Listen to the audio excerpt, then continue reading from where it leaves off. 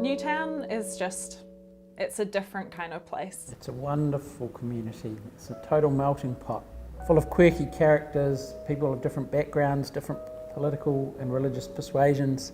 One of the oldest suburbs in Wellington, so it's got a lot of history. And different cultures and communities have lived here at different times. Newtown has always been a good place. My parents have always lived here. It was kind of a little bit rough, but it was still a great place to grow up. And there wasn't a lot there for the kids and people to do, so we sort of just made our own fun. Yeah, Newtown was sort of the central spot for us, especially the flats. Like we used to play cricket at the flats, and there was a wash house, and sometimes we'll hit the ball in the wash house and we'd run and get the ball, and then we'll see Kerb, painting a wall. In those days, it was a working class neighbourhood, and it was one of the first stop-off points for new immigrants to the city. So it had that sort of reputation as really multicultural from the start. And usually what happens is people come here, they start off maybe living in the council flats, and then they branch out and their family spreads and they end up living in different areas or buying houses and stuff like that. So it's an important area for giving people a chance. A lot of families that migrated from like the islands and stuff, they all lived in the flats too. You know, my mum and dad always wanted to raise us here. We were the second family to move into Tiaro flats. I lived here right up until the 2000s. My parents kept going right up until my mum and dad both passed away. I think we're the longest serving family in these flats here. Everybody knew who my mum and dad were. They used to have the photos, their picture on the wall here as well. We've had a mural on the side of Newtown Hall that was painted by Kerb a long time ago. It was really beautiful. And then one day we didn't know it was happening, but unfortunately the council had to paint over it because the wall was cracked. There was already kind of trauma around the fact that the mural that was on it had been taken off. And we got phone calls from people that I had no idea cared about the mural saying, "There's been a tragedy, the mural's been painted out, help." I got several texts around, "Oh my God, the mural's gone." It's like, okay, it's been there for over 10 years now. The storytelling on the walls becomes everybody's story. That was quite revolutionary because you didn't see many murals around Wellington with our people.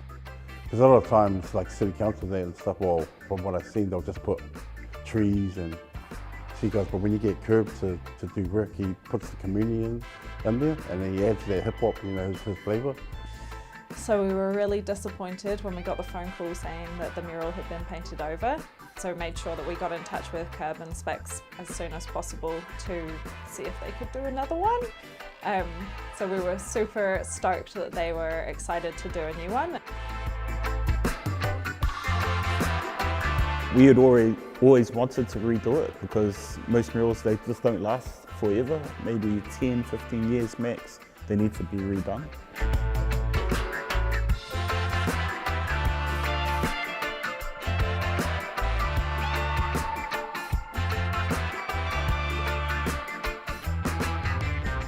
I wasn't expecting to feel emotional about this piece, but there's a lot of feeling in it, and there's a lot of connection to that space, but also a lot of connection to Kerb and a lot of connection to his whānau that all grew up in that area. I sort of had these memories of the area because I pretty much grew up on that corner. Once I started checking online, I started finding images and photos from the area.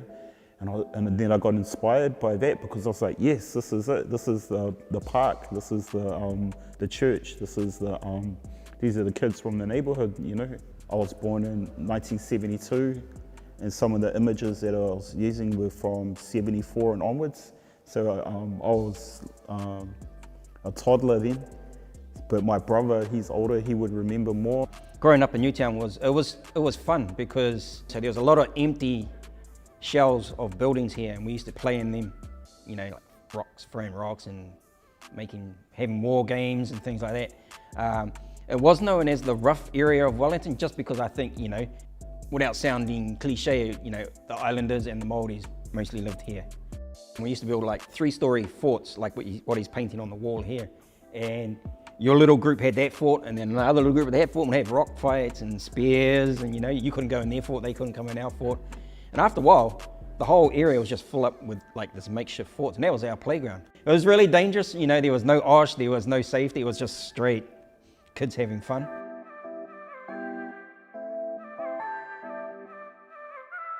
Okay, well that's the history. So I wanted to kind of transition into the positive direction for the future. So I came up with the image of the young girl with the butterfly to represent all the kids that live in the flats right now, but also represent a more sustainable and environmentally friendly future that hopefully the kids will have when maybe we're gone.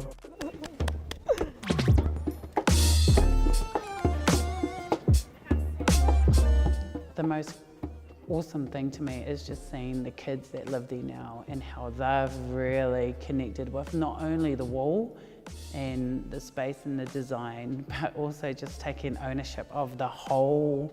I mean, it's their space, and it just reminds me that that was Kerb and his friends and his whānau of those times who just took ownership of that space. Exactly the same kids, different times.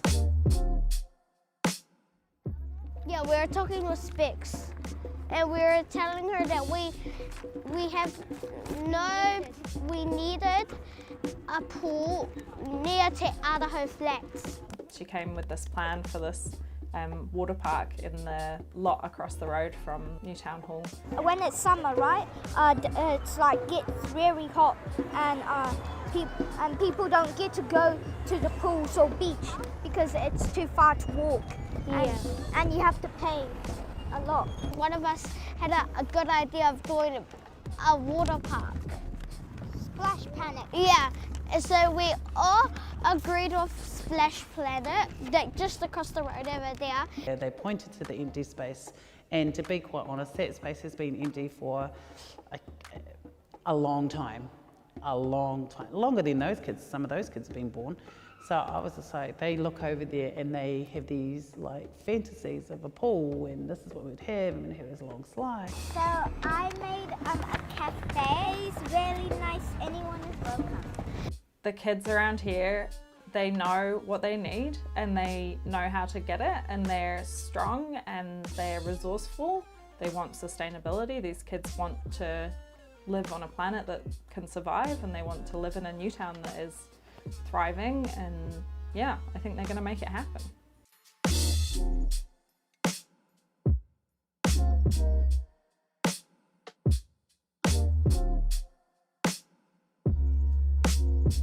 We're just very lucky to have them in our community. Kerb and Sarah are a strong positive force in the community supporting young people. Hip hop's a really good tool. They were sort of my first introduction to like the hip hop culture. Kerb and I and several other people have run youth workshops for a number of years, where we ran like the 4 elements, and kids got the opportunity to get involved at a participatory level, but then they started recording, and we got mentors in that were like at the top of their game.